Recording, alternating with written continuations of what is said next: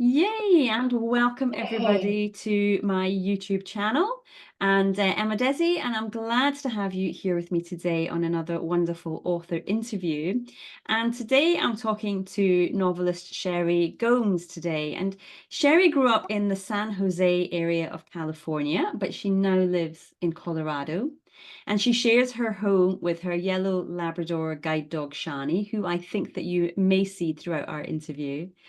Sherry loves reading, she loves shopping, movies, musical theatre, spending time with friends, cooking, and of course, writing.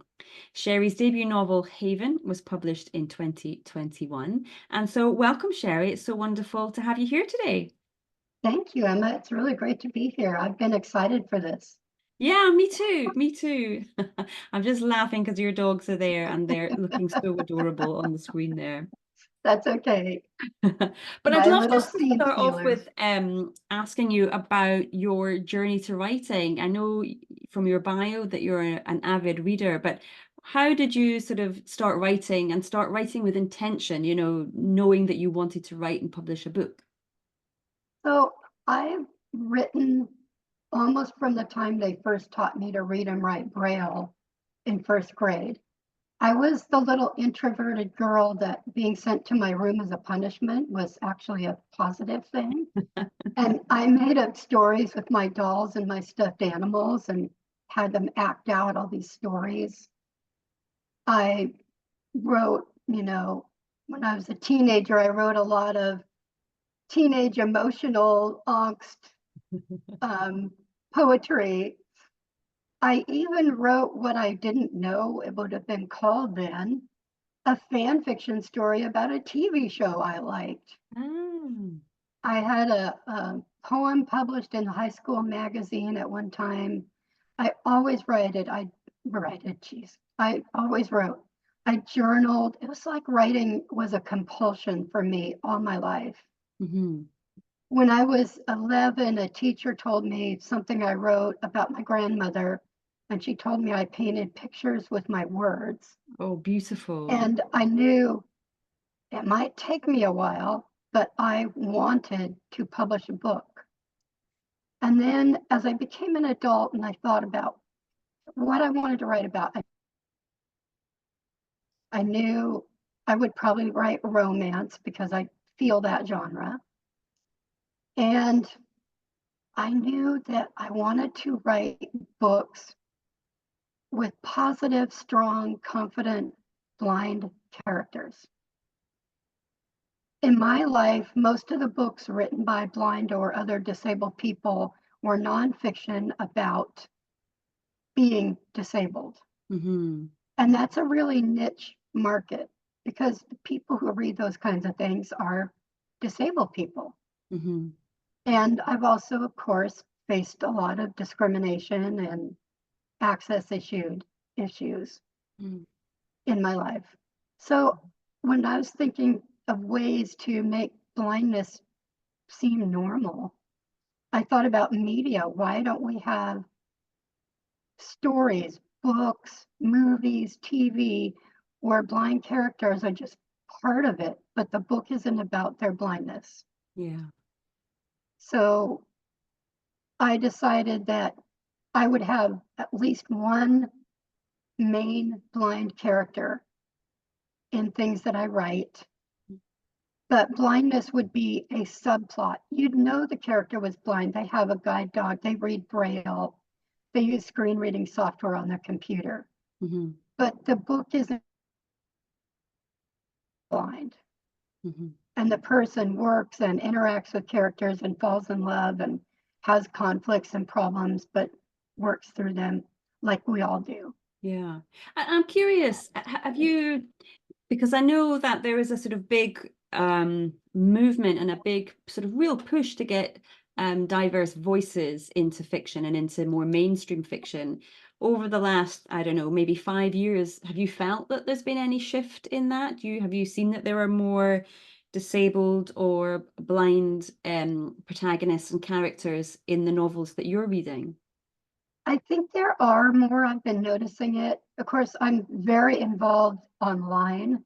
Hmm. So I also happen to be on Facebook, personal account and author account, with a lot of other disabled authors, non-disabled authors too. But so I hear about, this blind person I follow just published a book, and that one just published a book. And so I think there's more. I see it when I go through Audible or Kindle or the National Library Service for the Blind new books. There'll be a deaf character, there'll be a wheelchair character. But the difference in some of my stories is that, except for one thing in Haven, the book isn't about that character being blind. Mm-hmm. And you can uniquely maybe do that with romance. Some of the genres you can do that with, because blind people fall in love. Mm-hmm.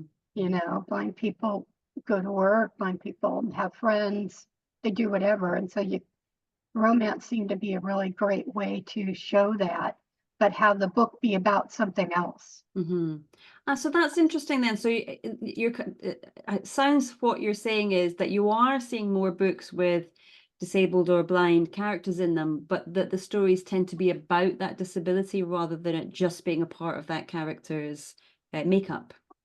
Yeah, I do know a woman who writes fantasy, and she has blind characters in hers. And I have another person I know who writes books for young people, young adult, and she has blind characters in there. And blindness is a part of it, but also it's about, whatever young adult person goes through, high school problems and friendships and Mm-hmm. finding acceptance and all that kind of thing. So there's so many ways people go, as you know. I mean, there's billions of stories yet to be written, right? So So true, so true. yeah. So it's wonderful then. So from what you're telling me, that you have been writing as soon as you were able to, and kind Yeah, of haven't stopped at all. And so yeah. for our listeners who may also be blind, I wonder if there's any sort of tips that you can offer people, any motivation that you can offer people to say, this will not stop you. Perhaps any software tools that you've used that have been really helpful to you over the years. Yeah, sure. I tell people when they say, what do I have to do to be a writer? The first thing I say is write. You gotta open the document and you gotta write.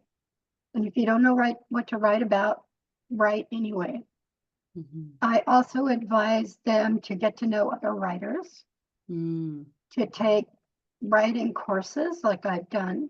I've taken some of the online things. Sometimes there's accessibility problems with that, but some of them have been really helpful.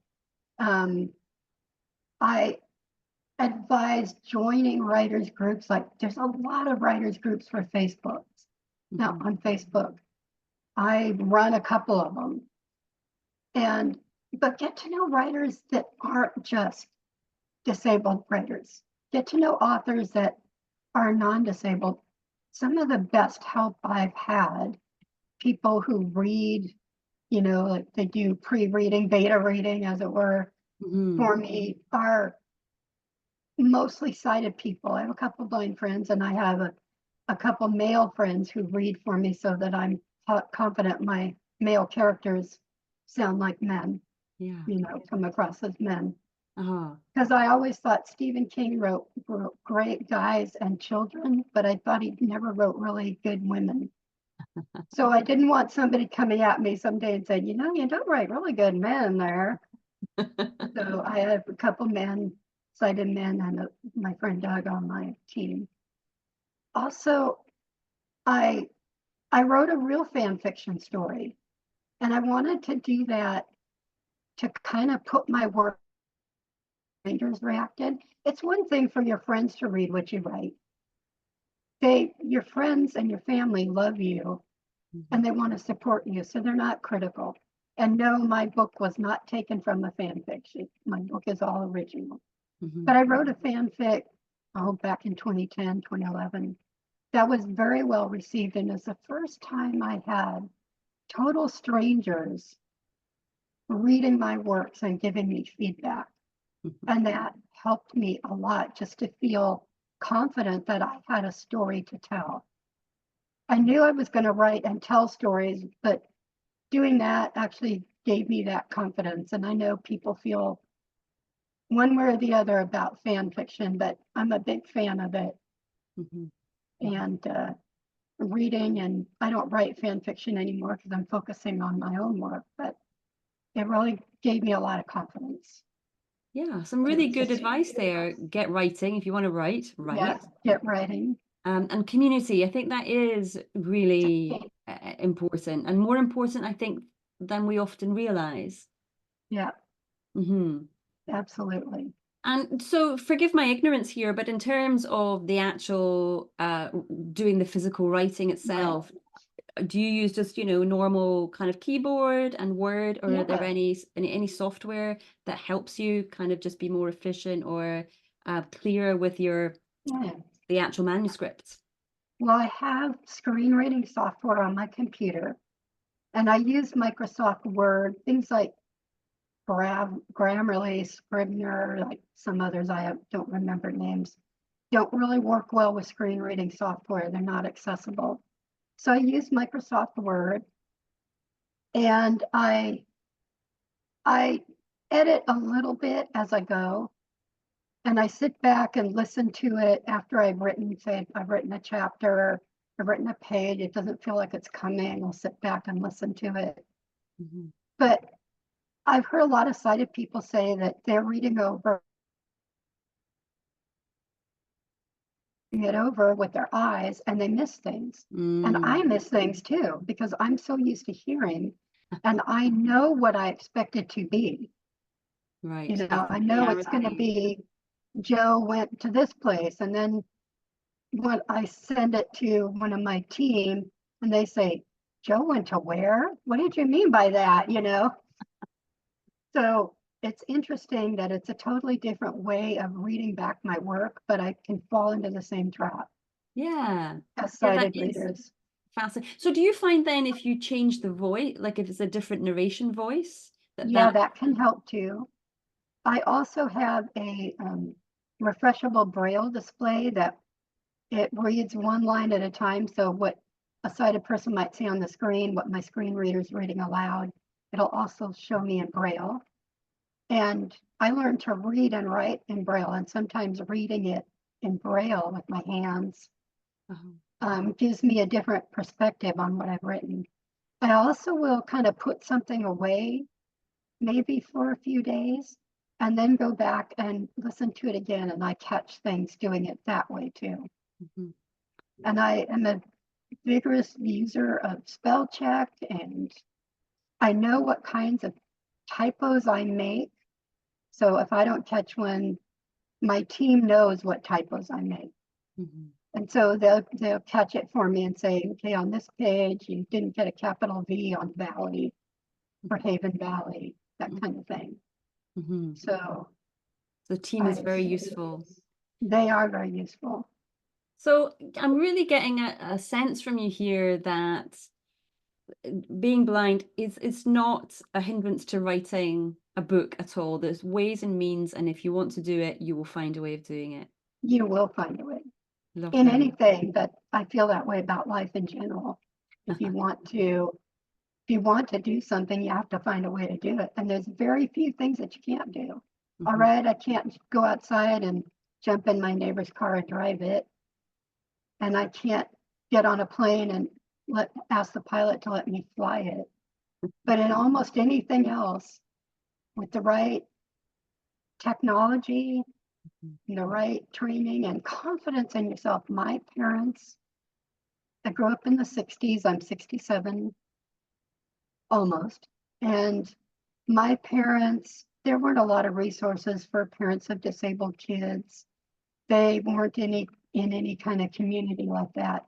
But they decided they would raise me like anybody else. They would not shelter me, but they would not treat me better than my younger siblings or anything like that. And I had chores and I had responsibilities.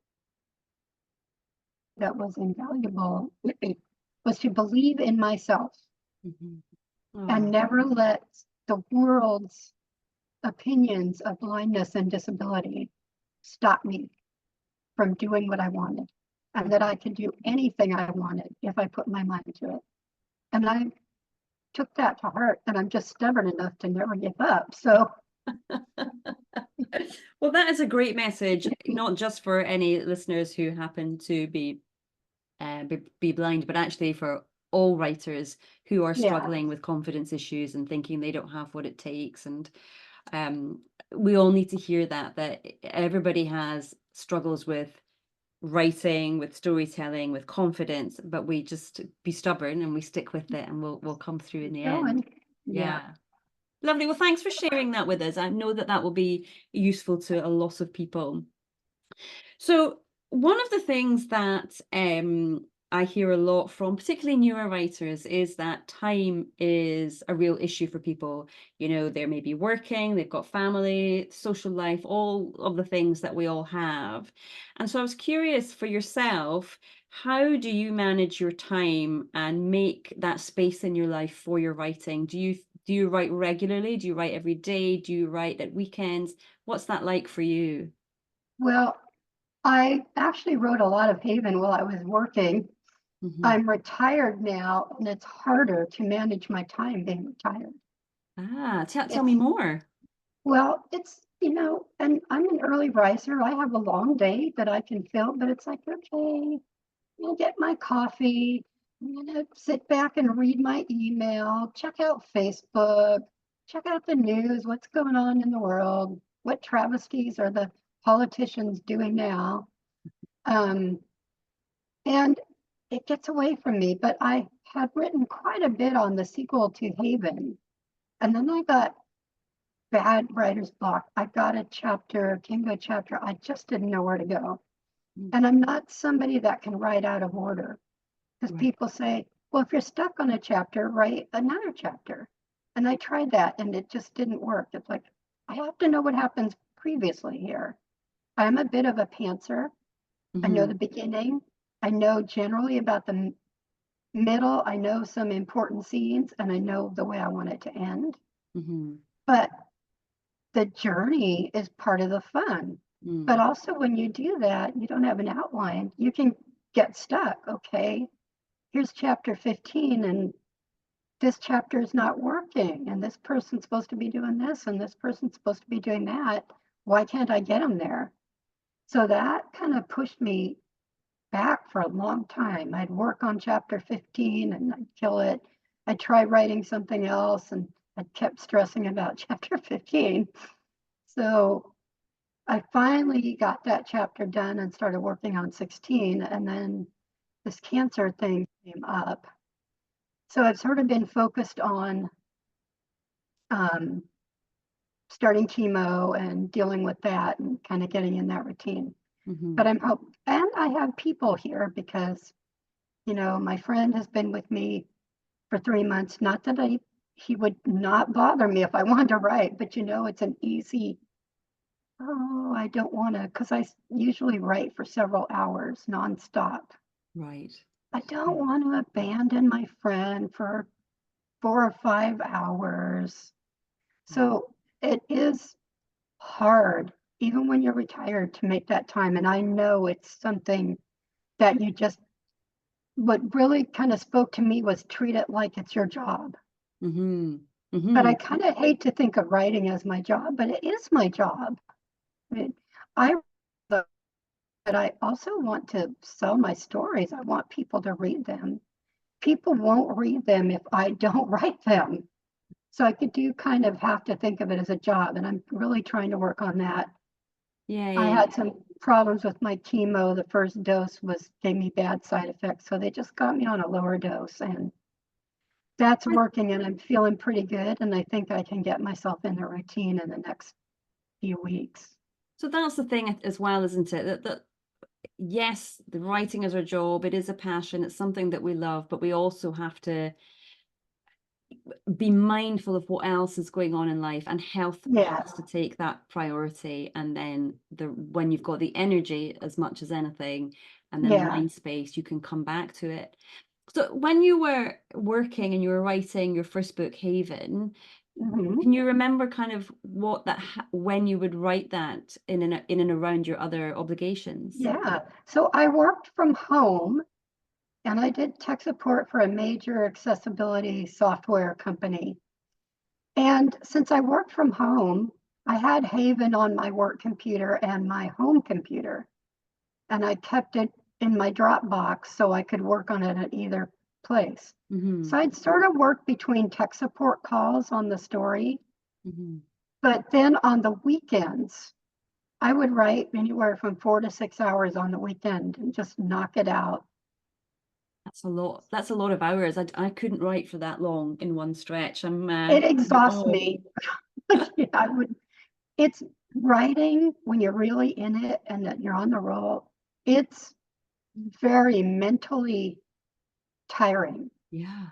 When you get to the end, I mean, it's going and I'm typing like crazy. My Apple Watch sometimes thinks I'm doing a workout when I'm typing because I type very fast.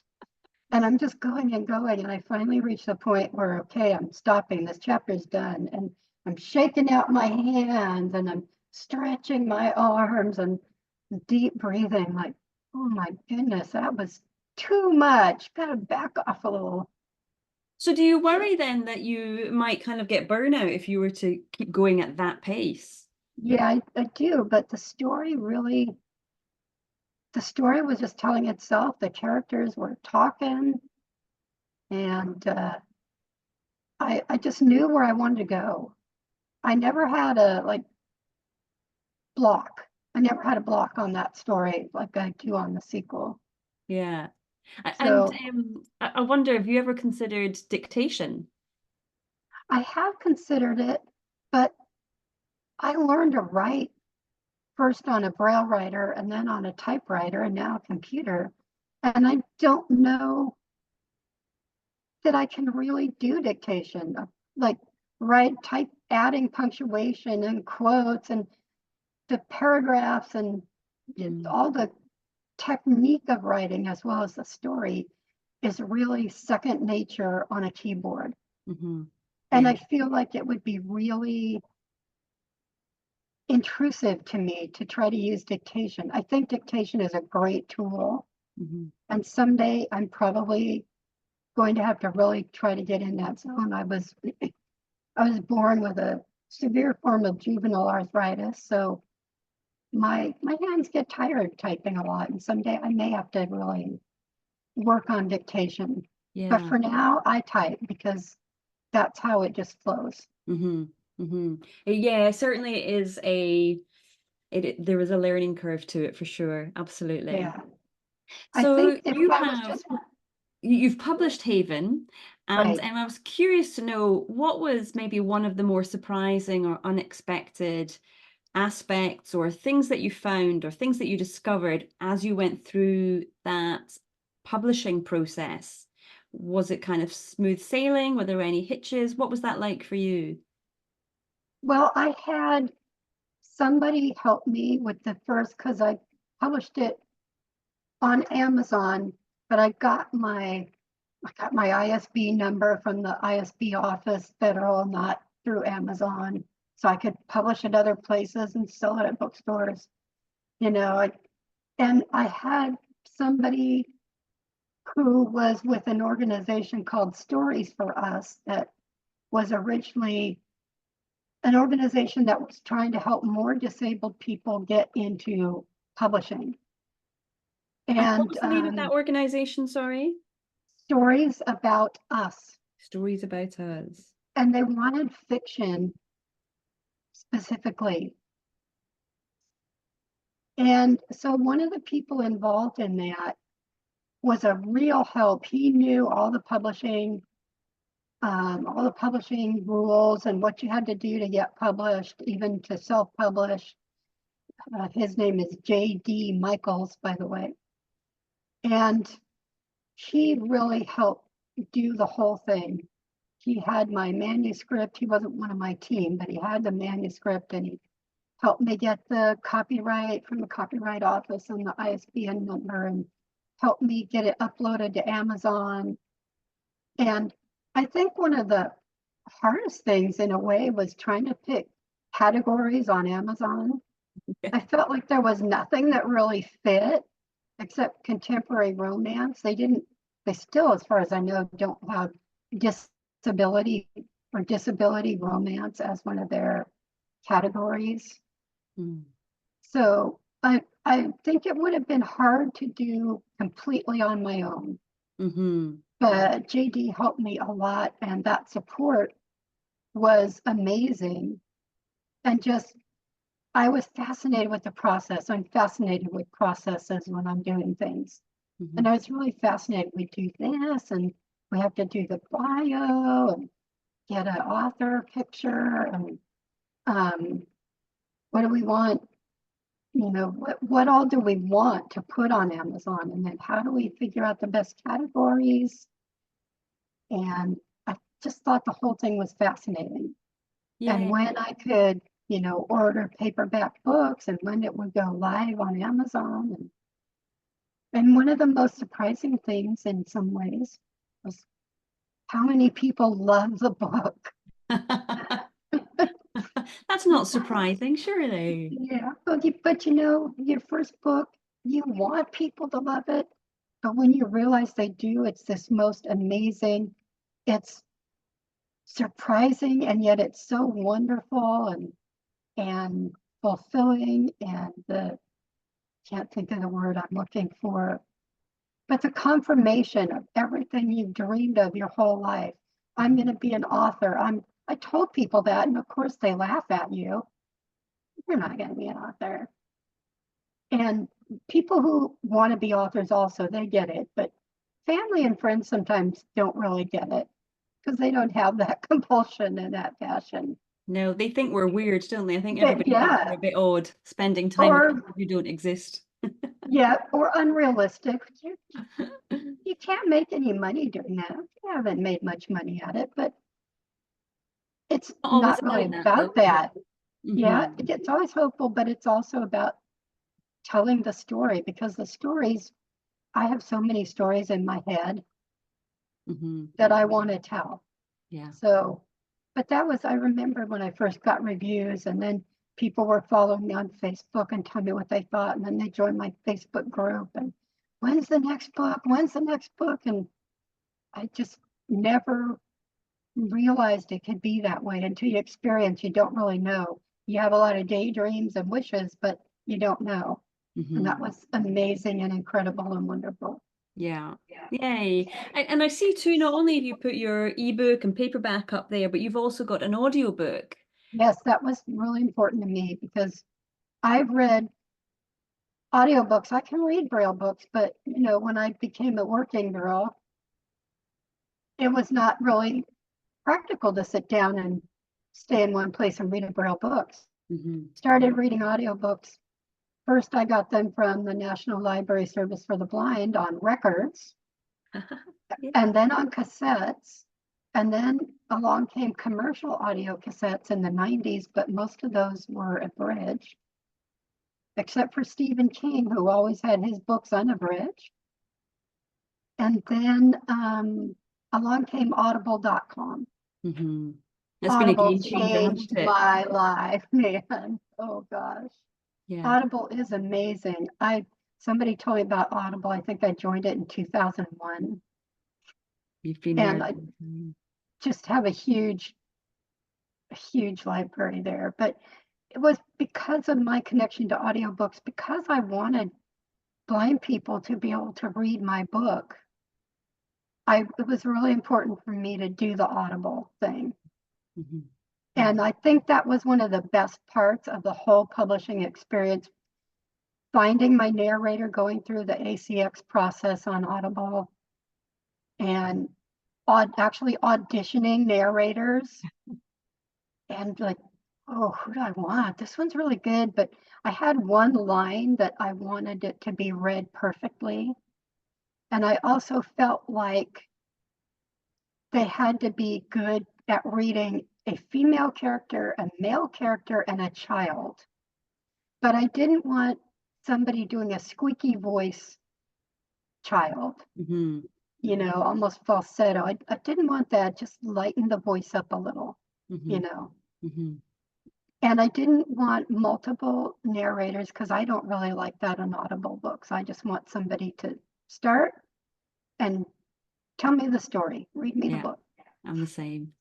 So I interviewed and auditioned people and worked closely with my narrator, uh, Whitney Dykehouse, and she got my book. She got me. I remember telling her, "Oh, you have to pronounce my last name right. You pronounced it right, Emma. You Good. have to pronounce my last name right because a lot of people think it's Gomez, and that's really cool, but it's Gomes. It's Portuguese, and my family's going to read this book, so I'd really like you to pronounce my name right." But just working with her on it, and she just got the character. She knew how to do the guy and the gal and the kids, and it was fantastic working with Well, her. it's so important, isn't it? Because the narrator can make or break the enjoyment of Yeah, that book. A book could be great, but if the narrator's not right, it can ruin it, can't it?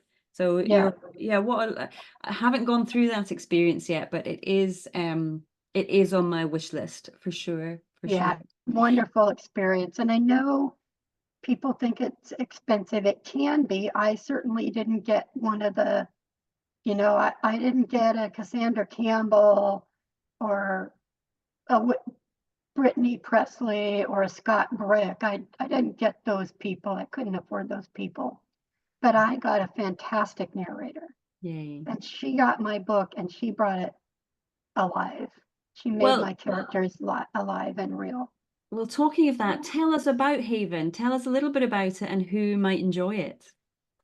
So Haven is a romance. It takes place in a fictitious town in Colorado called Haven Valley.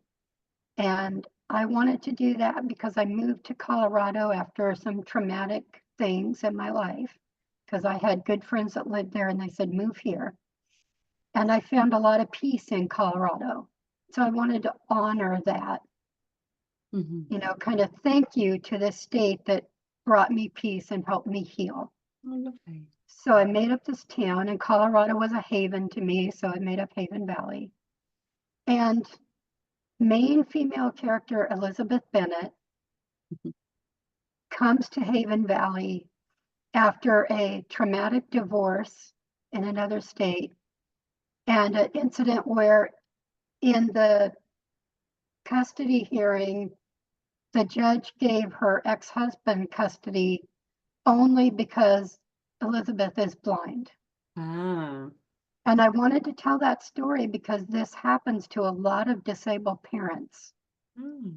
And fortunately, there are states now that have written laws that we call Parents' Bill of Rights laws that make it illegal to take children away solely on the basis of disability. Right, right. I never had children, so I never experienced that, but I've been very moved by the people that happened to. Hmm.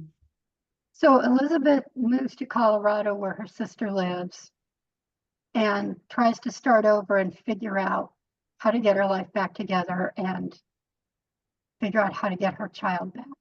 Oh, lovely. It sounds very moving as well as having the romance to it. Sounds very sort of kind of a woman's fiction element to it where we've got that real emotional gutsiness to Yeah. it. And then the main male character, Michael, and Michael is one of those characters that just appeared to me fully formed. Mm. So he is a pastor of a small church in this small town. And I tried to make him be something else because I thought people are going to see that it's a pastor. And if they're not religious people, they won't read it. And I was really worried about this. I'm telling you, Michael would not be anything else. I tried to put him in some other care, position, but no, he was a pastor and a pastor he would remain, and he did. And he is a widower with a 4-year-old son, and his wife died in an accident, was hit by a drunk driver 3 years Mm. before the book starts. So both of them are broken people. Mm. Michael is sighted. So Elizabeth is the only blind character in the book. Okay. So the book is about how they meet, fall in love, but also how they heal. and Beautiful. grow as human beings and together. And I won't tell you if Elizabeth gets her child back, but remember it is a romance novel, so it does have a happy ending. Yeah. Yeah. Don't give away too much. Don't give away No, too I won't, but those are your two main characters. And Michael's son, Ethan, is he's like a main secondary character, if that's a description. much. So it was really important to me to have an audio narrator that would read him really well. Mhm. Wow, it sounds amazing. It just sounds a really moving romance story. And I really urge our listeners to go and find it and either read it or listen to it, whatever their preference is. So, Sherry, we're sort of coming to the end of our time together. It's been fascinating talking to you. I would love if you could just share with our listeners where they can find out more about you and your books. Okay. So my author page on Facebook is facebook.com/author Sherry Gomes, SherryGomes. And I have a Facebook group called Haven Happenings for fans of my books or people who want to know what's coming next. And that is facebook.com/groups/Haven Happenings. Lovely. Well, I'll be sure to link to both of those so that people Yeah, can go and find out more about you, find out more about your books. And if they want to, of course, come and join your Facebook group and find yeah, out what's happening in Haven Happenings. yeah. I do have a website also, sherrygomes.com, but I've been struggling with really updating, kind of knowing where you want your website to go. And I'd really like somebody sighted to look at it and see if I got another blind person to help me set it up so we knew it was accessible. But I don't know how it looks visually, you know what I mean? And Mm-hmm. it should be pleasing visually and it should be accessible. Yeah. So I'm a sighted web developer. Look at that eventually down the road. But I do have a Well, if anyone's newsletter so people listening can and are get up for the that. challenge, they can get in touch with you. Yeah, exactly. So that's it. I don't know if you want to know what I'm working on. I'm working on the sequel to Haven, but it will be different characters, but in Haven Valley. So Fabulous. something kind of like what Robin Carr and Susan Mallory have done, different characters, but the same city kind of thing. Mm-hmm. So that's happened. I also had the idea of my sister, I like young adult fantasy a lot. And I like fantasy a lot too. So that I guess I just like fantasy. So And that my could be in the sister, future. yeah, my sister said, you love fantasy. Why don't you write that after you finish the sequel to Haven? Mm-hmm. And so then all this, now I've got the ideas. I have a blind teenage girl with her twin sister, and they're staying at the beach for a week in the summer with their grandparents. And on the beach one day, and my blind character will have a white cane because she's like 15 or 16, so too young to get a guide dog. Mm-hmm. And she's going to whack a tree with her cane, and it's going to take her and her sister and some friends to another world. Oh, wow. She will not be magically sighted in the other world because everything she needs to accomplish, she needs to accomplish as a blind girl. Mm-hmm. Gosh, so Because lots to blind, come then, Sherry. Lots to yeah, come. Lots of writing to get done. yeah, I'm Well, excited about it. it's been so lovely meeting you and learning more about you. Thank you so much for your time today, Sherry. And I wish you all the well with your health, but also with your future writing. Thank you, Emma. Thank you for this interview. It's been really fun for me.